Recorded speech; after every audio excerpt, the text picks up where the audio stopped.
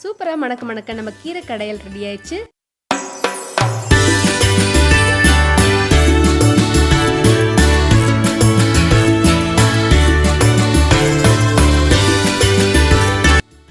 Hi friends, welcome to Kodak cooking. இன்னைக்கு நம்ம பார்க்க போறது முருங்கைக்கீரை கடையல். அது எப்படி ரொம்ப எளிமையா செய்யலாம் அப்படிங்கறத பார்க்கலாம். என்னோட ஸ்டைல்ல நான் உங்களுக்கு செஞ்சு காமிக்கிறேன். நம்ம சேனலை யாரும் நம்ம சப்ஸ்கிரைப் பண்ணலையோ சப்ஸ்கிரைப் பண்ணிக்கோங்க, பெல் பட்டனும் அழுத்திக்கோங்க. அப்பதான் நான் போடுற போஸ்ட் உங்களுக்கு உடனுக்குடன் வரும். இப்போ வாங்க எப்படி செய்யறதுன்னு பார்க்கலாம். முருங்கைக்கீரை கடையல் செய்யறதுக்கு ஃபர்ஸ்ட் ஒரு குக்கர் எடுத்துக்கலாம். பருப்பை ஃபர்ஸ்ட் வேக போட்டுக்கலாம். 50 கிராம் துவரம்பருப்பு சேர்த்துக்கலாங்க. எந்த கப்பில் நீங்கள் துவரம்பருப்பு எடுக்கிறீங்களோ அதே கப்பில் பாசிப்பருப்பையும் அளந்து எடுத்துக்கோங்க. இப்போ பாசிப்பருப்பும் 50 கிராம் நான் சேர்த்துக்கிறேன். நான் பாசிப்பருப்பு துவரம்பருப்பு ரெண்டையுமே கலந்து செய்கிறேன். இது மாதிரி செய்யும்போது ரொம்ப சுவையாக இருக்கும். நீங்கள் வெறும் பாசிப்பருப்பில் கூட நீங்கள் செய்யலாம். நான் 2 கைப்பிடி முருங்கைக்கீரை இன்றைக்கி எடுத்திருக்கேன். அதுக்கு தகுந்த மாதிரி தான் நான் பருப்பு போட்டிருக்கேன். அதிகமாக நீங்கள் பருப்பு சேர்த்திங்க அப்படின்னா மதன் இருக்கும். இப்போ பருப்பை நல்லா கழுவி எடுத்துகிட்டு வந்தாச்சு. கொஞ்சமாக இது கூட நீங்கள் தண்ணி சேர்த்துக்கோங்க. ரொம்ப அதிகமாக தண்ணி வேண்டாம். இது கூட ஒரே ஒரு பச்சை மிளகா சேர்த்துக்கோங்க. கொஞ்சமாக மஞ்சத்தூள் சேர்த்துக்கலாம். 1/2 ஸ்பூன் எண்ணெயும் சேர்த்துட்டு இதை 3 விசில் வர அளவுக்கு மீடியம் ஃப்ளேமில் வச்சுட்டு வேக விடுங்க.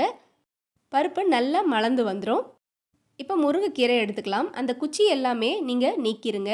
சின்ன சின்ன குச்சிகள்லாம் இருக்கும், அது சாப்பிடும்போது ரொம்ப டிஸ்டர்பன்ஸாக இருக்கும். அந்த குச்சிகள் எல்லாமே நீங்கள் நீக்கிட்டு இது மாதிரி க்ளீன் பண்ணி எடுத்து வச்சுக்கோங்க. முருங்கைக்கீரையை 2-3 தடவை நல்லா அலசிட்டு நீங்கள் இது மாதிரி ஃப்ரெஷ்ஷாக எடுத்து வச்சுக்கோங்க. ஒரு கடாயை எடுத்துக்கோங்க. கொஞ்சமாக எண்ணெய் சேர்த்துக்கோங்க. கொஞ்சமாக கடுகு சேர்த்துக்கோங்க. 1/2 ஸ்பூன் வெந்தயம் சேர்த்துக்கோங்க. 1/2 ஸ்பூன் ஜீரகம் சேர்த்துக்கோங்க. சின்ன வெங்காயம் 1 கப் சேர்த்துக்கோங்க. பூண்டு 5-6 பல் சேர்த்துக்கோங்க. 2-3 வரமிளகாயை கிள்ளி சேர்த்துக்கோங்க. சேர்த்துட்டு நல்லா வறுத்து கொடுங்க.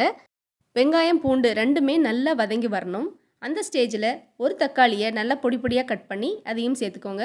கருவேப்பிலையும் ஃப்ரெஷ்ஷாக உருவி சேர்த்துக்கோங்க. நல்லா வதங்கி வந்ததுக்கப்புறம் கொஞ்சமாக பெருங்காயம் சேர்த்துக்கோங்க. இப்போ எல்லாத்தையும் ஒன்று சேர நல்லா வதக்கி கொடுங்க. நம்ம போட்ட வெங்காயம் தக்காளி பூண்டு எல்லாமே நல்லா வதங்கி வரணும். வெங்காயம் தக்காளி எவ்வளோ தூரம் வதங்குதோ அவ்வளோ தூரம் உங்களுக்கு டேஸ்ட் கொடுக்கும். இப்போ 2 கைப்பிடி கீரையை நம்ம சேர்த்துக்கலாம். முருங்கைக்கீரையை நம்ம சேர்த்துக்கலாம். முக்கியமாக கீரையோட காம்பை நீக்கிருங்க. அப்போ தான் கசப்புத்தன்மை இல்லாமல் இருக்கும். கொஞ்சமாக மஞ்சத்தூள் சேர்த்துட்டு 1 நிமிஷம் மட்டும் நம்ம இதை வதக்கி எடுக்கலாம். 1 நிமிஷத்துக்கு மேலே வதக்கக்கூடாது, அதோட சத்தெல்லாம் போயிடும். கீரையை வதக்கும் போதே அப்படியே சுருங்கும். அந்த ஸ்டேஜ் வரைக்கும் நீங்கள் வதக்குனா போதுங்க. பாருங்கள், இந்த அளவுக்கு வதங்கினா போதும். இப்போ நம்ம வேக வச்ச பருப்பை இது கூட நம்ம சேர்த்துக்கலாம். நல்லா கலந்து கொடுங்க. பாருங்கள், இது பச்சை நிறம் மாறாமல் அப்படியே இருக்குது. மஞ்சத்தூள் சேர்க்கும் போது பச்சை நிறம் மாறாமல் இருக்கும். கொஞ்சமாக தேவையான கல்லுப்பை இந்த ஸ்டேஜில் நம்ம சேர்த்துக்கலாம். இப்போ நல்லா கலந்து விட்டுட்டு இது கூடவே ஒரு 3 டேபிள் ஸ்பூன் தேங்காய் துருவலை இது கூட நம்ம சேர்த்துக்கலாங்க. இது ஆப்ஷனல் தான், ஆனால் ரொம்ப ரொம்ப டேஸ்ட்டாக இருக்கும் தேங்காய் துருவல் நீங்கள் சேர்க்கும் போது. உங்களுக்கு வேண்டாம் அப்படின்னா நீங்கள் ஸ்கிப் பண்ணிடலாம். அடுப்பை மீடியம் ஃப்ளேமில் வச்சுக்கோங்க. நல்லா கலந்து கொடுங்க. கீரையை போட்டதுக்கப்புறம் ரொம்ப நேரம் வேகக்கூடாதுங்க. கீரையோட சத்துக்கள் எல்லாம் போயிடும். அது பச்சை நிறம் மாறாமல் இருக்கணும். 7 நிமிஷம்தான் கீரை நல்லா வெந்துடும். அதுக்கப்புறம் நம்ம அடுப்பணலை ஆஃப் பண்ணிடலாம். உங்கள் வீட்டில் மண் சட்டி இருந்ததுன்னா அதில் போட்டுட்டு நீங்கள் நல்லா கீரையை கடைஞ்சி கொடுங்க. மற்ற கீரை மாதிரி இந்த கீரை நல்லா மசிஞ்சு வராது. நீங்கள் லைட்டாக பருப்பு கீரை ரெண்டும் மிக்ஸ் ஆகிற அளவுக்கு கலந்தால் போதும். நம்ம போட்டிருக்க மிளகாய் எல்லாமே நல்லா காரம் இறங்கி சூப்பராக வருங்க. சின்ன குழந்தைங்க கூட ரொம்ப ரொம்ப விரும்பி சாப்பிடுவாங்க இந்த கீரை கடையில். அவ்வளோ சத்து உள்ளது இந்த முருங்கைக்கீரை கடையல். நார்மலாக துவரம்பருப்பு மட்டும் போட்டு வேக வச்சு கீரை செய்வாங்க. இதில் துவரம்பருப்பு பாசிப்பருப்பு கொஞ்சமாக தேங்காயும் சேர்த்து நம்ம கலரிருக்கோம். அவ்வளோ ருசியாக இருக்கும். முக்கியமாக முருங்கைக்கீரை ரொம்ப நேரம் வேகக்கூடாது, அதையும் பார்த்துக்கோங்க. அதோட சத்துக்கள்லாம் போயிடும். பாருங்கள், முருங்கைக்கீரையோட கலர் மாறாமல் அப்படியே இருக்குது.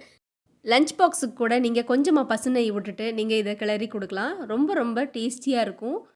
முருங்கைக்கீரை அவ்வளோ சுவையாக இருக்கும். இதை பசுநெய் விட்டு சாப்பிடும்போது சுடு சாப்பாட்டில் அவ்வளோ நல்லாயிருக்கும். நிஜமாக சொல்கிறேன், இந்த கீரை கடையில் ரொம்ப ரொம்ப சுவையாக இருக்கும். கண்டிப்பாக பெரியவங்க சின்னவங்க எல்லாமே இதை ரொம்ப ரொம்ப விரும்பி சாப்பிடுவாங்க. உங்களுக்கு தெரியாததில்லை, முருங்கைக்கீரையில் அத்தனை சத்துமே அடங்கியிருக்கு. முருங்கைக்காய் சாம்பார் வைக்கிறத விட இது மாதிரி முருங்கைக்கீரையில் அவ்வளோ சத்துக்களும் அடங்கியிருக்கு. இது மாதிரி குழந்தைங்களுக்கும் பெரியவங்களுக்கும் வச்சு கொடுங்க. இந்த ரெசிபி பிடிச்சிருந்துன்னா கண்டிப்பாக நம்ம சேனலுக்கு சப்ஸ்கிரைப் பண்ணிடுங்க. ப்ளீஸ் பெல் பட்டனும் அழுத்திடுங்க. அப்போ தான் நான் போடுற போஸ்ட் உங்களுக்கு வந்து சேரும். ஃப்ரெண்ட்ஸ் அண்ட் ஃபேமிலிக்கு ஷேர் பண்ணுங்கள். தேங்க்ஸ் ஃபார் வாட்சிங்.